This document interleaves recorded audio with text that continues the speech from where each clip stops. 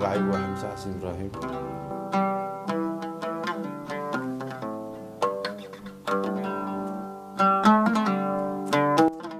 kadib markii aan arkay dadka oon lacag bixin karayn ayaa waxaan u qoondeeyay inaan hal maalin wiigii bilaash uga dhigo.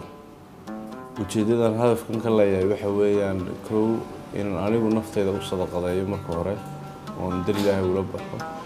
marka labaadna waxa weeyaan in dadkani ay ku dawoobaan caafimaad ahaan. goobahan tagno waxaa ka mid ah inaan klinikayga hortiisa aan ula fadhiisano miis. waxaa kale ka mid ah inaan goobaha baahiyaha caafimaadka looga baahan yahay sida xarunta agoomaha, xarunta dhagoolayaasha, indhoolayaasha markaan waqti helno aan u tagno. inta dhalatay 1982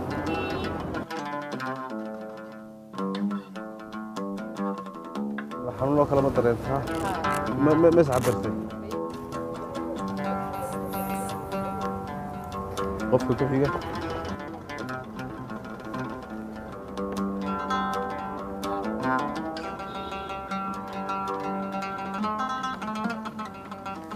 magacaaga ii sheeg lugaha ku xanuuna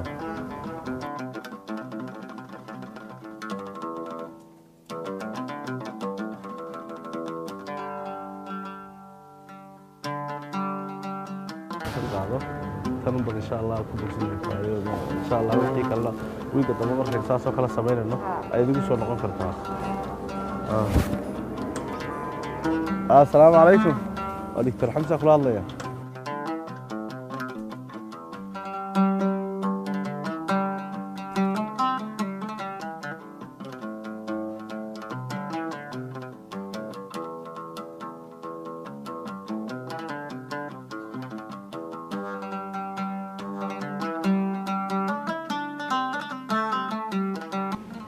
qofku markuu dhakhtar yahay waxa la doonayaa inuu muxuu ahaayay uu dadka u naxariisto. itikeed hadna ma yar fiicna inuu dhakhtarku baayactamo uu lacag ku baayactamo isagoo dadkii wax cilmigiisa aqoontiisa uga faa'iideyn karaa.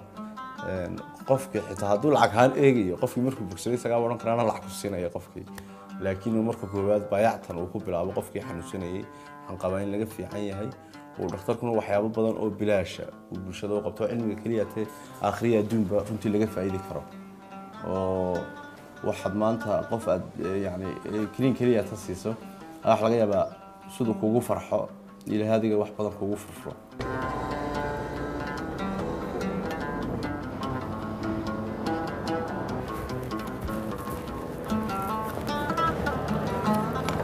هذا راح نتقدر نحرونتي عقبه.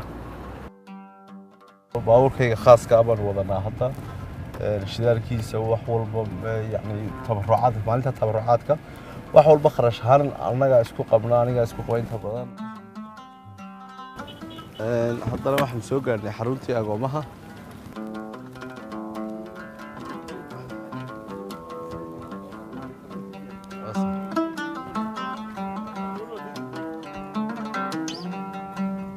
waa sax دقة حنون كانوا أكل عبد الشكور بينو تشوفه. وحي مقار كان هالكن صومري. وعنا هني كان يسمعها. أوي.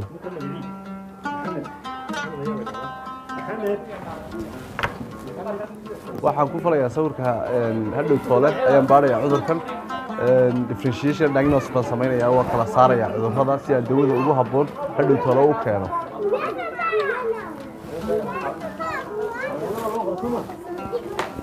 وليساد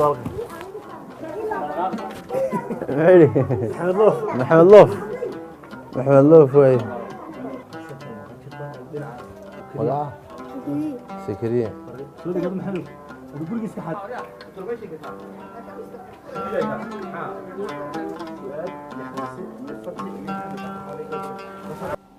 هدفكيga dambe aan ka leeyahay meeshan waxa weeyaan in dadku qof kasta wuxuu karayo uu dadkiisa ku kordhiyo markuu dadkiisa wuxuu wax ku kordhiyo ayuu isaguna faa'iido helaa.